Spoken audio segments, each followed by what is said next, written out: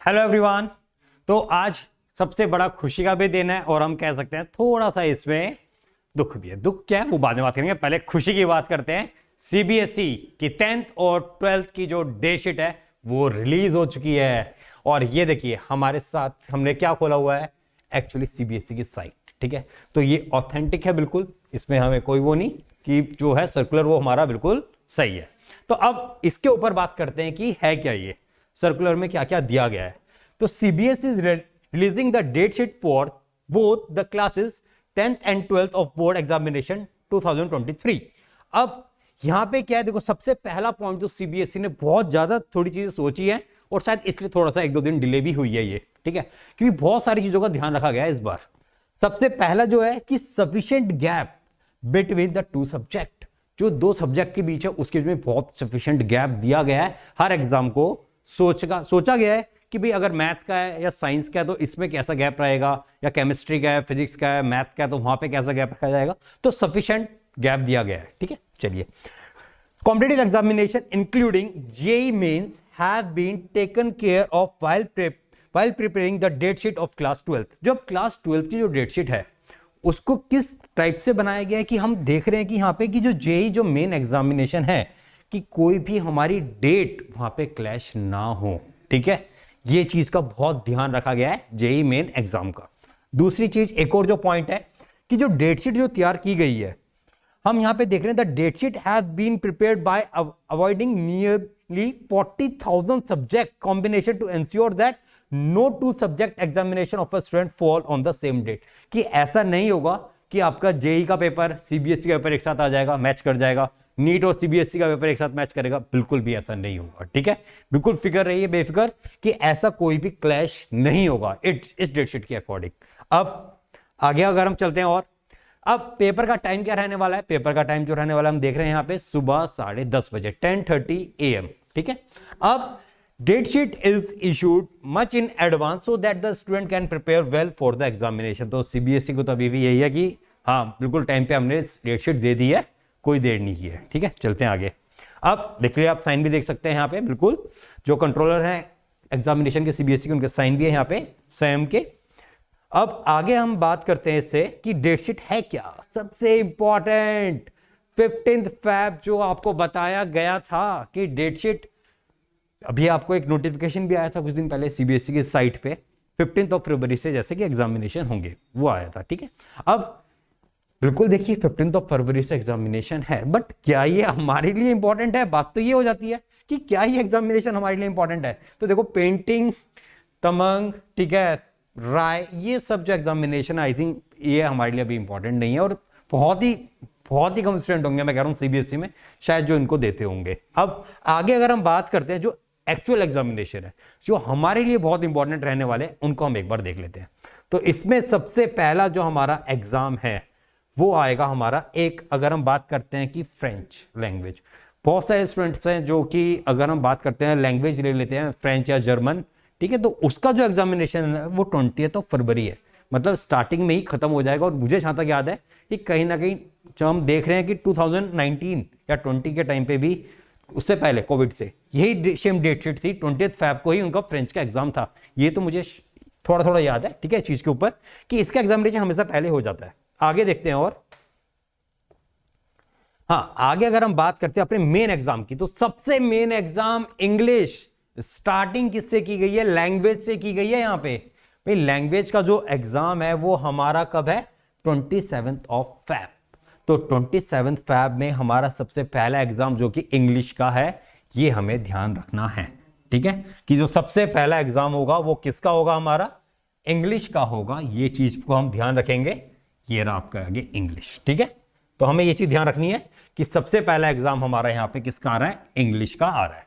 अब इंग्लिश के बाद दूसरा जो एग्जामिनेशन है जो हमारे लिए इंपॉर्टेंट है उसको एक बार देख लेते हैं। और इंग्लिश के बाद हम बात कर रहे हैं, देखो बेटा ध्यान से, साइंस। 4 मार्च को हमारा साइंस का पेपर है। और अब आप ये तो बोल नहीं सकते कि साइंस के लिए सर छुट्टी नहीं दी गई। इनफ गैप है, इनफ। 27 से सीधा 4 मार्च को हमारा साइंस का पेपर है।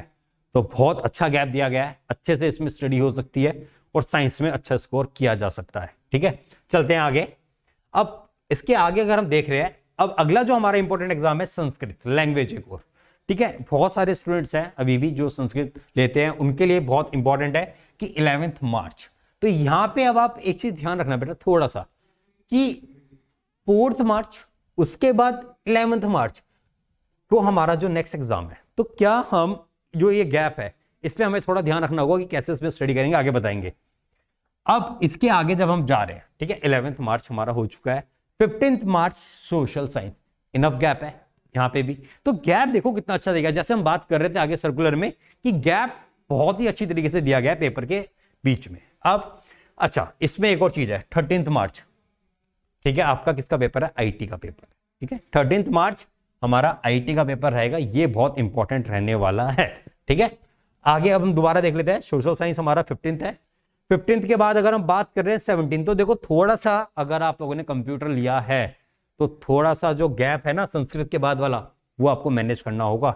ठीक है, क्योंकि सीधा हम देख रहे हैं वहां पे 7 डे का गैप है, और यहां पे हम देख रहे हैं क्या 11th है, फिर 13th आ रहा है, और उसके बाद हमारा क्या आ रहा है 15 आ रहा है, गैप थोड़ा सा कम है। ठीक है, अब 15th के बाद हम देख रहे हैं सोशल साइंस के बाद दोबारा 17th को हिंदी का पेपर है आपका, किसका है, 17th को हमारा हिंदी का पेपर आ गया है, और हिंदी के बाद फिर मैथ 21 को आपका मैथ का पेपर है, स्टैंडर्ड और बेसिक जो आपको पता है मैथ के दोनों हैं, वो आपके कब है 21 मार्च। तो मैथ में भी बहुत है gap, I think 3 to 4 days का गैप इनफ होता है मैथ के लिए। तो ये पूरा आपका डेट शीट है 10th क्लास की।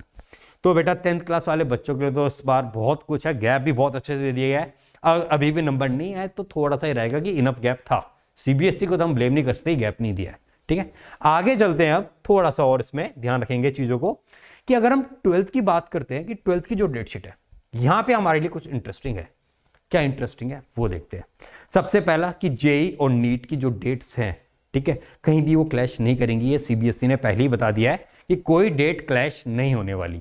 उसके अलावा जो हमारे लिए इंपॉर्टेंट है नेक्स्ट, कि सबसे पहला जो एग्जाम अगर हम बात कर रहे हैं यहां पे जो हमारे लिए आएगा, यहां पे देखते हैं एक बार, इंग्लिश का एग्जाम जो है हमारा वो 24 फैब को हमारा किसका एग्जाम है, इंग्लिश का एग्जाम है। ध्यान रखनी है इस चीज पे कि इंग्लिश का पेपर हमारा कब होगा 24 फैब। अब इंग्लिश के बाद अगर हम आगे चलते हैं, केमिस्ट्री एग्जाम है 28 फैब, मतलब 28 फरवरी को हमारा केमिस्ट्री का एग्जाम है। अब इसके आगे और सोचते हैं, ठीक है, थोड़ा सा और देखें भाई। हमारा एग्जाम मेन था केमिस्ट्री जो हमारा हो चुका है, अगर हम साइंस वाले स्टूडेंट्स हैं उनके लिए हम ध्यान से रखेंगे चीजों को। अब फिजिक्स, उसके बाद हमारा जो एग्जाम है नेक्स्ट फिजिक्स, 6 मार्च को आपका फिजिक्स का एग्जाम है। ठीक है बेटा, ये चीज ध्यान रखना, 6 मार्च फिजिक्स। केमिस्ट्री आपका कब था 28 फैब, तो इनफ गैप है, देख लो आप गैप इनफ मिल रहा है हर एग्जामिनेशन में। अब हम इससे आगे चलते हैं फिजिक्स से, तो फिजिक्स के आगे अगर हम चल रहे हैं यहां पे तो ध्यान से देख रहे हैं मैथमेटिक्स, जो मैथ का एग्जाम है वो आ रहा है हमारा 11th, ठीक है, 11th ऑफ मार्च मैथमेटिक्स, तो 11 मार्च मैथ का पेपर है। अब इसके बाद फिजिकल एजुकेशन ही बहुत सारे स्टूडेंट लेते हैं, तो उनके लिए 13 मार्च जो 13 मार्च है वो किसका पेपर होगा, फिजिकल एजुकेशन का पेपर होने वाला है। फिर लास्ट हमारा जो बचा है एक बायोलॉजी, 16 मार्च को आपका बायोलॉजी का पेपर है। तो ये सब चीजें हैं जो आपको देख रहे हो, गैप भी इनफ दिया गया है जिससे आप लोग स्टडी कर सके। और जेई और नीट की जो अगर हम बात कर रहे हैं, जेई और नीट जो ये दोनों पेपर है, इनका भी देखा गया है कि बच्चों का कोई क्लैश ना हो। तो अब आपको क्या करना है, अगर आप स्टूडेंट हो तो आपको क्या कर देनी है, पढ़ाई स्टार्ट। ठीक है, अगर स्टूडेंट हो तो क्या कर दो, पढ़ाई स्टार्ट कर दो। अब कोई वो नहीं आएगा कि हाँ भाई अभी डेटशीट नहीं आई है, थोड़ी बात से स्टार्ट करते हैं। बात करते हैं 10th में क्या आपके लिए आने वाली सीरीज रहने वाली है। अगर हम बात करते हैं मैथ की, तो मैथ में टॉप 20 क्वेश्चन की सीरीज भी रहने वाली है। कंटेंट वाला जो हमारी अभी चल रहा है, जिसमें हम क्या कर रहे हैं, कंटेंट आपको दे रहे हैं और साथ में क्वेश्चन दे रहे हैं। बहुत ही इंटरेस्टिंग है कि वो प्रीवियस ईयर्स क्वेश्चन, PYQ जिसे हम कह सकते हैं, जितने भी इंपॉर्टेंट क्वेश्चन है सीबीएसई के, वो हम अपने अनअकैडमी फाउंडेशन चैनल पे डाल रहे हैं। आप लोग कंटिन्यू उसको आप सब्सक्राइब करो चैनल को, और साथ साथ क्या करना है आपको, जितनी भी उसमें वीडियोस आप देखोगे, एसएसटी के लिए, मैप के लिए अलग से कंटेंट तैयार किया गया है। ठीक है, हर सेक्शन के लिए इंपॉर्टेंट चीजें बताई गई हैं एसएसटी में कि कैसे रहेगा। अब बात करते हैं कि और क्या इंपॉर्टेंट रहेगा। केस स्टडी और असर्शन रीजन, इसकी एक सीरीज स्टार्ट होने वाली है आने वाले टाइम पे, तो बिल्कुल ध्यान से रखना है हर एक चीज को। तो आने वाला टाइम काफी इंपॉर्टेंट है, बहुत कुछ इंटरेस्टिंग आने वाला है अनअकैडमी फाउंडेशन चैनल पे आप लोगों के लिए। तो तब तक के लिए हमारे साथ बने रहे और अपनी स्टडी स्टार्ट कर दें अच्छे से। Thank you everyone.